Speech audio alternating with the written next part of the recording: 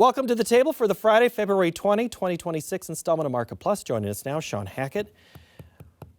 Shawn, it's a constant joke, but I mean it when I say I just want some good Midwest weather for you when you come to visit. If you would have come Monday, Tuesday, people were wearing shorts. You would have felt at home. Well, I am glad to participate in what it means to be from Iowa. I really am. I feel whole now that I've had sleet, snow, and had to take a foot of snow off my car. I really feel awesome about that. I sure hope I get to see pictures of that here before the night is through. We'll put that in the Market Insider newsletter if they exist. But I want to start with the weather because, Shawn, again, great questions. I said it during the TV show. Everybody was awesome. Let's go weather first off the top. Is a Gleisberg cycle drought still in play for the 26 growing season, asks Dan in Oregon. The only way you can have a Gleisberg cycle, which is a very serious drought, is you cannot have an El Nino arrive by July. As we said in the main show, 60%? 60% chance that there's an El Nino by July, and as every month goes by, that's going to increase in probability. As it stands today, that's a pretty good probability that we're going to have El Nino type weather, which means cool, timely rains, which means Gleisberg wouldn't be possible in this coming growing cycle. Are there parts of the country that could be set up for a dry cycle? Western Corn Belt, Northern Corn Belt is where you would have the potential for drought, where the fires are. That area, Texas, for like where they grow cotton, that would be the area that if I was looking at a more severe drought, it's not the core I states, of course, but that's where I would be focusing on drought to be the case. But as we found out from USDA, that Corn Belt kind of moving north, and if there is drought in the Dakotas and Minnesota, that does become a big relative issue, right? to last year's big yields that they had in those areas, for sure, that could be something that takes the top off the crop yields for being, as high as they could be. It doesn't mean we're going to have poor crop yields, though. Okay. I think on a national average, it could still come out to be pretty darn good. Let's keep going on weather. We had a question about July and August weather, but I think you want to look a little further. So even though this is a bearish thing for prices for the U.S. weather for El Nino, it's very positive for South American weather. Central northern Brazil can have really hot, dry weather for both the first half of the growing season for soybeans and the back half of the growing season for second crop corn. That's going to be a big story. In addition, India can have very hot, dry weather for their wheat crop, which would be another element to add if we have issues this spring like we think, and geopolitics continues to be far afield. So there's reasons to be more optimistic about weather influence on price, just not during our growing season. Okay, and that's tied to then Glenn in Ohio's question, which is also very similar to what you talked about in the show. And if there is this good weather coming, act now. Prices are going in a different direction. Glenn in Ohio wants to know, with an anticipated reduction of corn acres, expansion of bean acreage, should a producer be more aggressive in hedging more of their production earlier in the year? The crop will be protected and heavily subsidized crop insurance products this year. So start with the first part. I always believe if you expect a good crop year for weather, which we do, you're likely going to have lower prices in August and September than you do in the spring. I mean, that's just a fact of seasonality. And so if we're getting some momentum, we put some premium on wheat, we're putting some premium on soybeans, I think we can put some more premium on corn into the spring. You just need to take advantage. I can't predict trade deals. I can't predict geopolitics. They can come and they can go. I'm pretty good with the weather, and ultimately the weather is going to be the driver of whether prices late in the summer are lower than the spring. I think they will be, and you need to be opportunistic. Stay in the game. Sell those prices on the higher side so that you can get to where the weather could be more constructive to price during the growing season in South America and in India. Are you completely in the camp of new crop, we need to be making sales? Are we halfway home by the time the planters roll on selling? I would say, right now, the 3-year and 5-year moving average on corn has tended to be a very good marker to make cash sales. New crop that comes in at, I believe it comes in at 470 to 490 is the 3-year and the 5-year moving average. I would look at those targets. We're not that far off from it. No, we're not. I would look at those targets that anytime we can push into those targets from now into the spring, I would certainly anything you cannot store And certainly those bushels you need to sell to keep the farm going, you want to make sure those are buttoned up before the spring is done. Are we done with all the old crop too? Are we holding any of that? You can hold maybe 15 or 20% old crop just to catch to catch some higher prices here in the spring. But I wouldn't have a whole lot of old crop left once I got out of May. I think an El Nino growing season is not going to be exciting for prices going into August and September, and you don't want to be that farmer that's selling the August, September lows. Well, okay, so Scott in Wisconsin's question, if I could, this one's a little further, and I think it might tie into one of the things you just mentioned, but I want to make sure I have it right. Scott says, with projected less acres of corn being planted in 26, are we setting ourselves up for a higher corn price in 27 and 28 then? I want to be very clear. While I'm sort of negative, the grain prices because of our summer growing season, I'm wildly optimistic prices are going to be much higher in 2027 into 2028.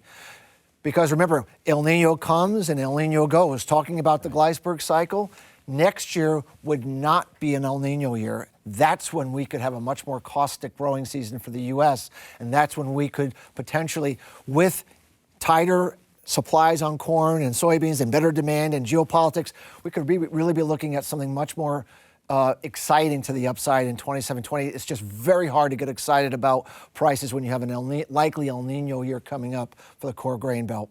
Okay, so maybe this isn't all about weather. Brian in Iowa is not quite on a weather thing, but this is some of the other factors that are in his eyes. For beans with an inverted market, do you hedge to arrive November 26 and roll if basis remains wide at harvest? And should we be a third sold prior to planting with no carry in the markets? I think we've answered that second one a little bit. But let's talk about that basis because we haven't quite yet. Well, look, I think the basis is going to improve. We're talking about the EPA improving domestic demand. If we have a more certain demand from China coming from this April meeting between Xi Jinping and President Trump, I think the demand side of the equation for U.S. soybeans is going to create a better local cash basis than we currently have. And so you want to do everything you can to wait for an opportunity to set the basis while setting a higher futures price. So right at this point, with a wide basis and a fairly attractive futures price compared to what we've seen, that's what you're supposed to do. You're supposed to lock in the futures price and look to lock in the basis at a later date when it comes together, and that's what I would be doing. That's a lot of grain stuff to go through, Shawn, so thank you. But I need to step away to livestock for a minute. I told you we were going to talk about dairy, and I need to do that now. Because Steve in Wisconsin, just simple, what's with this milk price? Class 4 prices have gone from 14 to 19 in the last month and a half. Class 3 prices have gone from like 14 to 17, 18. What's been going on are two things. The U.S. has announced that they're doing another food box program like they did during COVID. Not as big, but nonetheless domestic demand to help people who can't feed themselves.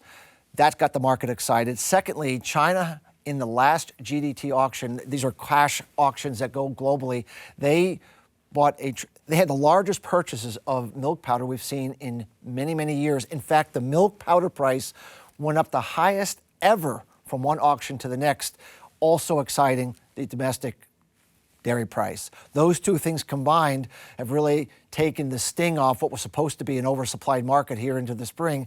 And from the way I'm looking at it, things are only going to get tighter as we get into the latter part of the season. So to me, the worst part of the dairy story is behind us in terms of the low prices, and we are looking at now much more attractive prices. But haven't we also been discussing this, when you say production, that usually means fewer animals, because we have seen some of these dairy heifers go to the other side of the pasture and they're not going to the parlor.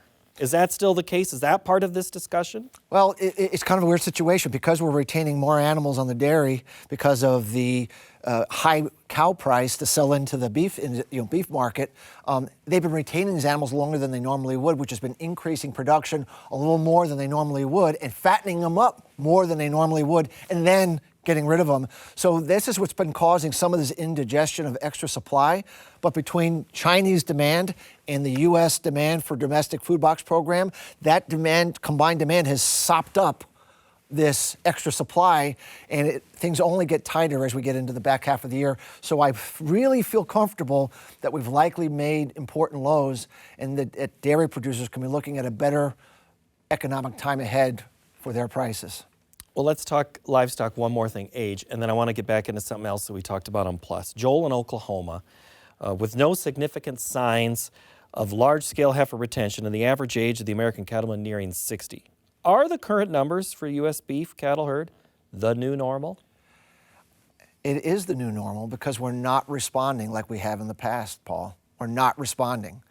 And even if we were responding today, it would be 2 years away before we'd see the actual response coming in. So we are nowhere near doing anything to increase domestic supply, which means we're going to have to find ways to bring it in and be I hate to say it, a net importer, right, of beef. It almost seems to me like that's what has to eventually happen, or else we're just going to continue to erode the market share of beef protein to chicken protein and to pork protein. And let's go back to the protein thing, because I cut you off. We were talking about the hog market, and we had an MTOM podcast about chicken and protein.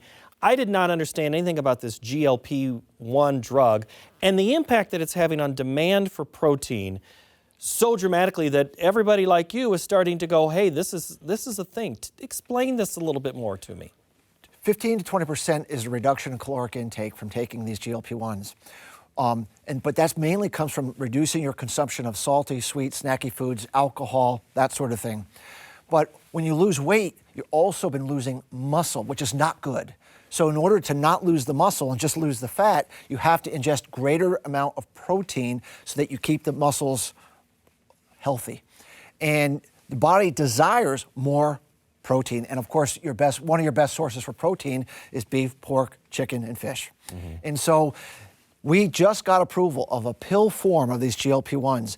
Before, you had to inject yourself $1,500 a month. It was only for a certain segment of the population. Now that you can take a pill for $200, and now insurance is covering a good portion of it, the adoption rates are going up parabolically, which means the demand for protein in general, and especially meat protein, is just out of sight. So we're very optimistic about the demand side for proteins going forward. And you know what they need? More corn feed, more meal feed. So it's a really good story when you think it through about what it means for grain demand and for meat protein demand. I wish you liked what you did, Shawn. You just have no passion, no energy in anything at all. Great to see you. Thanks, Paul. Shawn Hackett, everybody, thank you so much. And next week, we are going to talk about the increasing dominance of two-row crops in the U.S. and the commodity market analysis of someone else who really likes what she does, Sue Martin. Thanks for joining us. Have a great week.